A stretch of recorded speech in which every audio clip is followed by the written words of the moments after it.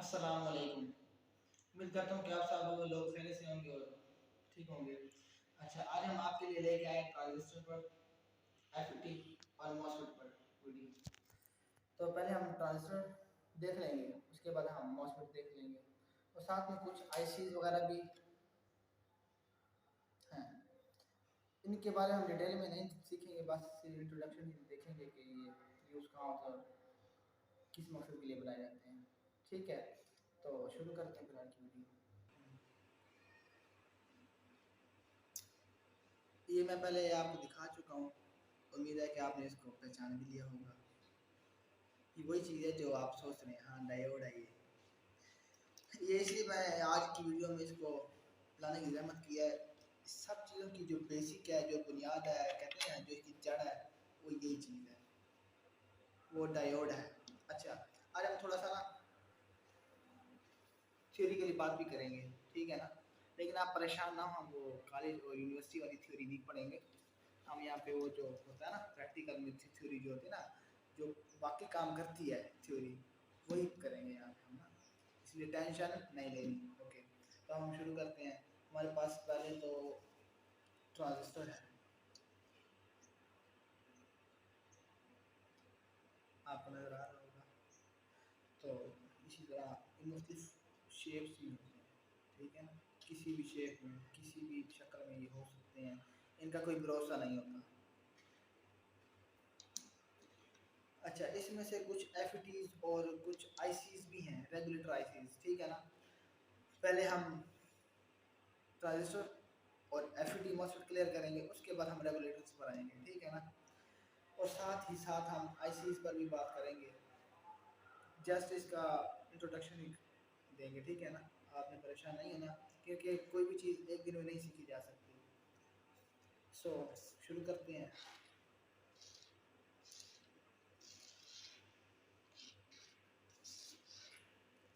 ये हमारे पास ट्रांजिस्टर है, ठीक है।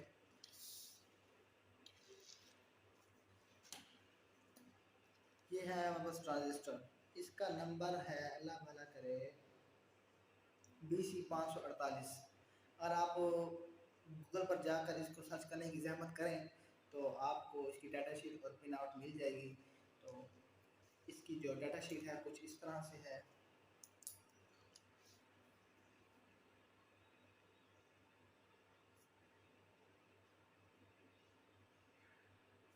जो पिन नंबर 1 है वो हमारे पास है कलेक्टर, जिसको हम सी से जाहिर करते हैं, ठीक है ना। और इसी तरह पिन नंबर जो 2 है,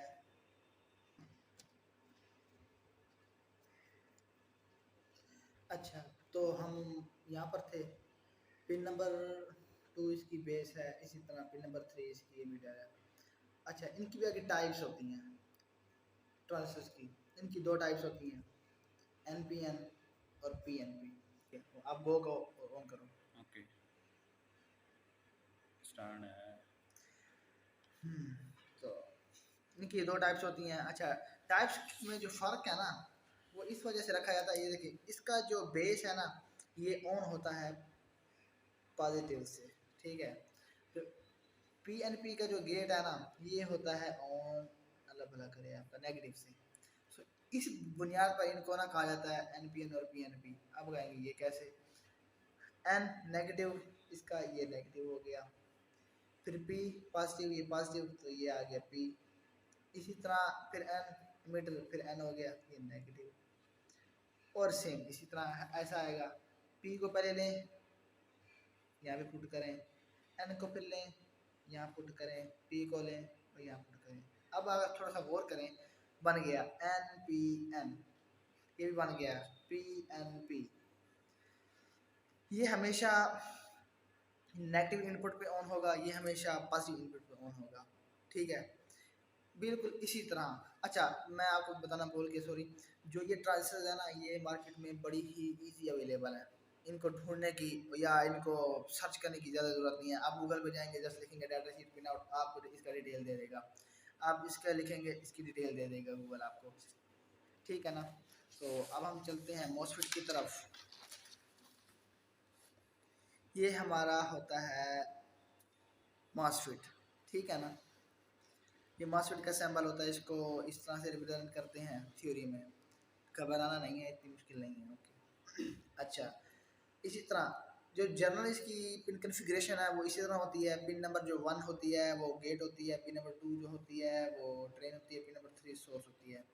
इसमें भी इस तरह ये एरो का निशान जो है ना, ये डिसाइड करता है ये एन चैनल है या पी चैनल। सॉरी, इसी तरह मैं पीछे भी भूल गया था।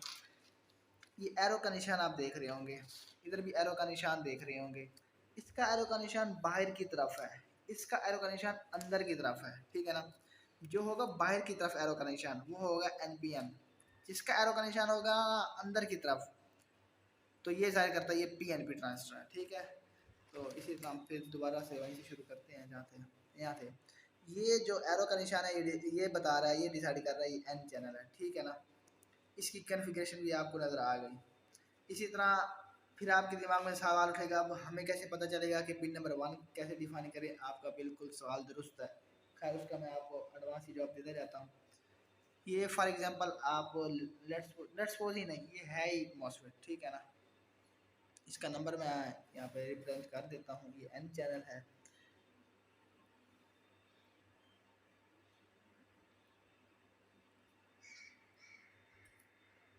ठीक है ना, आप इसको गूगल से जाके सर्च कर सकते हैं, ये बहुत ही कॉमन मॉस्फेट है, ठीक है। जैसे वो ट्रांजिस्टर है, इसकी डाटा शीट और पिन आउट्स आपको मिल जाएंगी, ठीक है। अब डिफाइन कैसे करना है इसको ना, इस तरह पकड़ना है ऐसे करके ना, इस तरह अपनी तरफ रखना है। ये होती है पिन नंबर 1, ये पिन नंबर 2, ये पिन नंबर 3। अब इसी तरह ये गेट है, ये ड्रेन है और ये सोर्स है, ओके। तो इसी तरह होता है आपके पास पी चैनल। अच्छा, जो एन चैनल होता है ना, एन चैनल का जो गेट है वो ऑन होता है पॉजिटिव से, और जो होता है ना ये पी चैनल, इसका जो गेट है ना वो ऑन होता है नेगेटिव से, ठीक है, माइनस से। तो इसको यूज़ कैसे करते हैं, कहाँ करते हैं, ये आपको जस्ट इंट्रो दे देते हैं, फिर आगे आपको नेक्स्ट वीडियो में इसको एज अ स्विच यूज़ करके दिखाएंगे, ट्रांजिस्टर को भी और मॉसफेट एफ को भी। जो एफ होती है उसका भी गेट ड्रेन सोर्स होता है, ठीक है ना। जो एफ होता है उसका मतलब होता है फील्ड इफेक्ट ट्रांजिस्टर। जो मॉसफेट होता है, ठीक है ना, MOSFET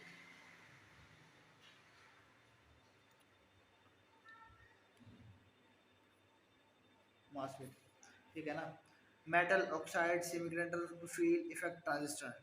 metal oxide semiconductor field effect transistor, ठीक है ना। जो एफ है वो ये देखें कुछ नजर आया, उसमें थोड़ी सी एडिशन हुई, ठीक है ना। ये फील्ड इफेक्ट ट्रांजिस्टर है, वो भी इसी तरह काम करते हैं, बस फ़र्क इतना है ये थोड़े से स्लो होते हैं। जो मॉसफेट होते हैं ना, जो एफ होते हैं ये थोड़े फास्ट होते हैं। ये मार्केट में ना जल्दी अवेलेबल नहीं होते, मॉसफेट आपको ना बहुत जल्दी मिल जाते हैं, ठीक है। इनके भी मुख्तलिफ साइज, डिफरेंट शेप और ना इस तरह होते हैं, छोटे बड़े। अब मैं बड़े तो मेरे पास इस टाइम अवेलेबल नहीं है, तो मैं ला कर दिखाऊँगा आपको जब मार्केट मेरा चक्कर लगा। तो ये देखें, ये आपको देखने को मिलेगा, ये तो मैं बिल्कुल न्यू परचेज़ करके लाया हूँ आप लोगों के लिए, देखिए बिल्कुल न्यू है। तो ये देखिए, ये मेरे पास ओल्ड पड़े थे, ये मैंने ना किसी कंप्यूटर में से निकाले थे, तो ये देख लें आपके सामने है। अच्छा, ये जो इनकी वर्किंग है सेम है, ठीक है। इसका भी पिन नंबर ये ऐसे होता है 1 2 3, इसका भी 1 2 3, ठीक है। अब छोटा इसको इस मकसद के लिए बनाया जाता है। अक्सर आपने डिवाइसेस देखी होंगी बहुत छोटी छोटी छोटी माइनर सी होती हैं, वो इनकी साइज की वजह से होती हैं। काम इनका भी वही है, परेशान नहीं होना। तो चलते हैं हम आगे डायोड की तरफ, क्योंकि ये सब चीज़ें डायोड से मिलके बनती हैं। इधर आ जाते हैं नेक्स्ट पेज पे। अच्छा, तो ये हमारा डायोड का सैम्पल कंप्लीट है।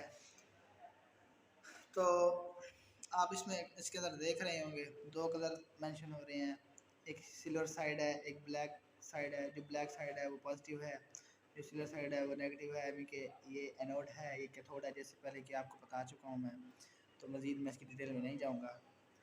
इसको बिल्कुल एज इट इज़ यूँ रखें, तो जैसे आपको मैंने समझाया था, ये तो भाग रहा है।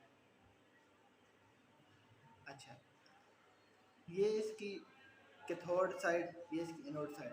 अब ये बनते कैसे हैं, ये देखें, ये चीज़ आपको नज़र आ रही होगी। P side N side. अब एन साइड पी साइड क्या है, ये ना मटेरियल्स हैं, सिलिकॉन, ठीक है ना। कुदरत ने हमें कंप्यूटर की हमें ईजाद करना था, उसको पता था, तो इसलिए ना उसने ना ऑलरेडी जब दुनिया बनी है उसने ये चीज़ भी भेज दी है दुनिया में। अच्छा, हमारे पास होता है सेमीकंडक्टर, ठीक है, और एक होता है कंडक्टर।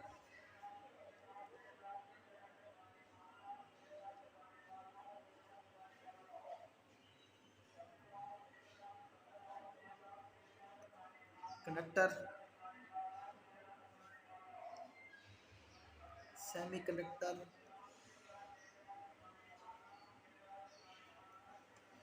अच्छा, एक और होता है इंसुलेटर भी होता है, लेकिन इंसुलेटर से पहले एक और चीज़ होती है, तो वो तो हम भूल गए, चलो खैर हम इंसुलेटर से ही शुरू कर लेते हैं। इंसुलेटर, ठीक है। अच्छा, जो होता है ना कंडक्टर, उसके अंदर जो इलेक्ट्रॉन्स होते हैं ना, वो थोड़ा सा प्रेशर अप्लाई करने पर ही मूव करना शुरू कर देते हैं। लेकिन बट इसके अंदर कुछ कंडीशन होती हैं सेमीकंडक्टर में, और इनकी दो टाइप्स होती हैं। टाइप्स तो इनकी भी दो होती हैं, क्योंकि इलेक्ट्रॉन्स होते हैं कंडक्टर में और प्रोटॉन्स होते हैं, बट ना हम उनको प्रेशर देकर उनको मूव करा सकते हैं। इसके अंदर भी यही सीन होता है, बट इसके अंदर ना कुछ चीज़ें कंट्रोलेबल है सेमीकंडक्टर में, तो इसलिए हम इसको आईसीज वगैरह बनाने में ट्रांजिस्टर लेकिन बेसिकली हम इसको पहले डायोड बनाते हैं, फिर डायोड से ट्रांजिस्टर बनते हैं, ट्रांजिस्टर से फिर आपके अल्लाह करे बनते हैं आईसीज बनते हैं, फिर आईसीज मिला के माइक्रो कंट्रोलर और ऐसे फिर डिवाइसेस बनती चली जाती हैं, ठीक है। तो जो ये इंसुलेटर होता है इसके अंदर भी इलेक्ट्रॉन्स होते हैं, लेकिन इसको जितना भी प्रेशर अप्लाई किया जाए इसके अंदर इलेक्ट्रॉन मूव नहीं करते, इसलिए हम इसको इंसुलेटर कहते हैं। इसलिए अक्सर आपने तार के ऊपर वो जो इंसुलेशन देखी होती है ना, वो इंसुलेटर ही होता है बेसिकली, उसके अंदर जो मौजूद होता है वो कंडक्टर होता है। ये चीज़ नहीं होती, ये चीज़ उसके अंदर नहीं होती, क्योंकि इसकी कुछ शराइत है इसको चलाने के लिए, इसको यूज़ करने के लिए। इसके अंदर से ना, इसके अंदर भी प्रोटॉन्स होते हैं और इलेक्ट्रॉन्स होते हैं, ठीक है ना।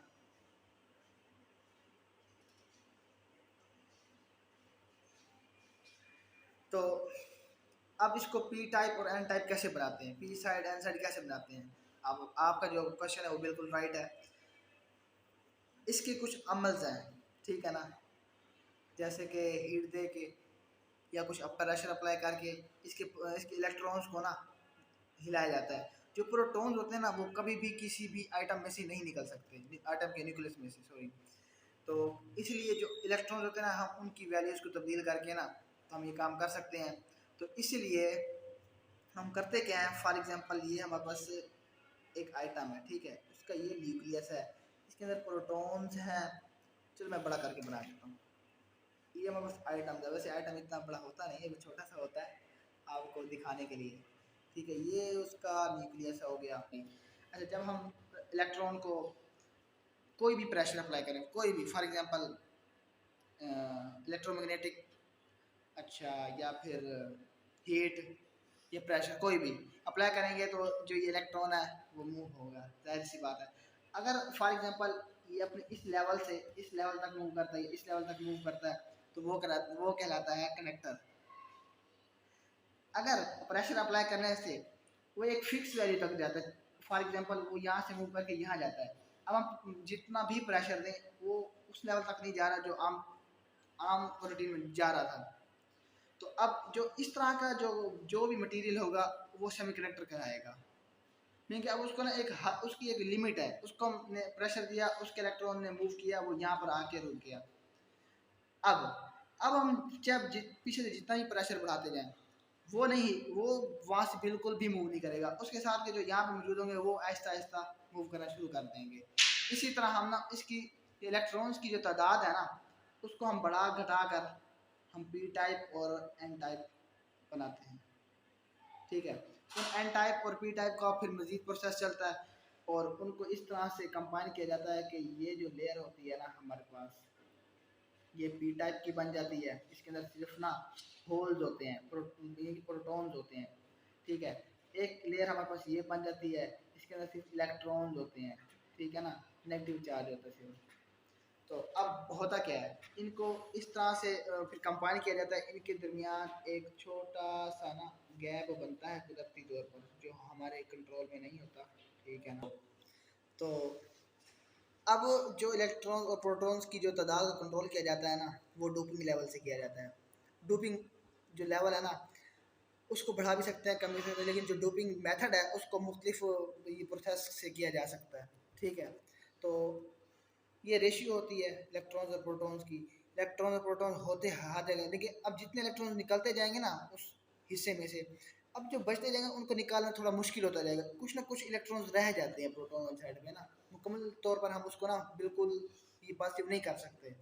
लेकिन हमने यहाँ से शिफ्ट किए इधर इलेक्ट्रॉन्स, होल्स आपको इधर भी नज़र आ रहे होंगे, ठीक है ना।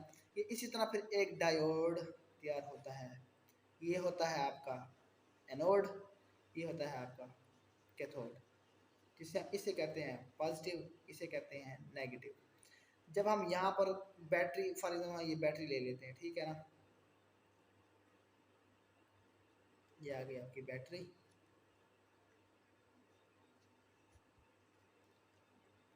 ये अब मैंने जानबूझ के बैटरी उलट लगाई है, ये पॉजिटिव साइड है, ये नेगेटिव। जब हम इसके साथ नेगेटिव के साथ पॉजिटिव और पॉजिटिव के साथ नेगेटिव ज्वाइन करेंगे, जो ये डिप्रेशन रीजन है ना, जो डोपिंग लेवल के दौरान बनी थी डिप्रेशन रीजन, जिसकी वजह से एक डायोड वजूद में आया था, अब वो मज़ीद बढ़ जाएगी। पहले फॉर एग्जांपल था ना, वैसे मुझे आइडिया नहीं है कितना उसका गैप होता है, तो एक यार रफली आइडिया दे देता हूँ।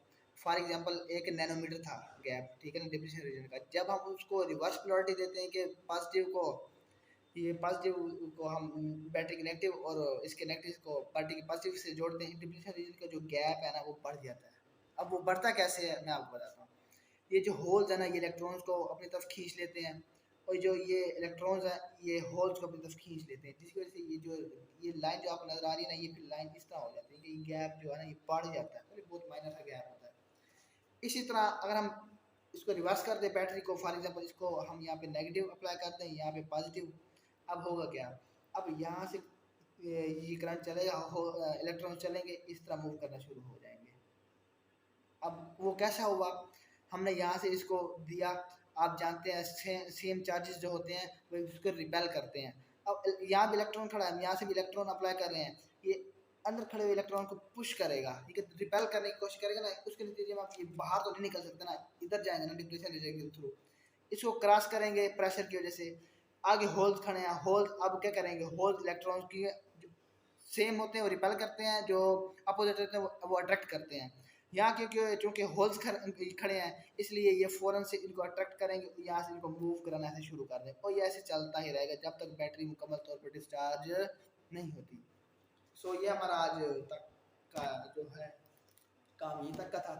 तो नेक्स्ट वीडियो में हम डायोड को एज अ स्विच, ट्रांजिस्टर को as a switch, MOSFET FET का एज अ स्विच, और हाँ इन चीज़ों के ना कुछ एग्जाम रहेंगे, जैसे ट्रैक, डाइक, अल्लाह भला करे, IGBTs, इस तरह की कुछ चीज़ें रह गई हैं, वो हम आने वाली वीडियोस में यूज़ करेंगे, वो क्योंकि थोड़ी सी एडवांस्ड हैं, और जब आपको ये समझ में आ जाएंगी तो वो भी आपको ऑटोमेटिकली समझ में आ जाएंगी, इसलिए उनको अभी नहीं छेड़ते। सो आज का जो लेक्चर है यहीं तक का था, उम्मीद है कि आपको उस चीज़ समझ में आ गई होगी और इन्जॉय किया होगा वीडियो को। तो मिलते हैं नेक्स्ट वीडियो में।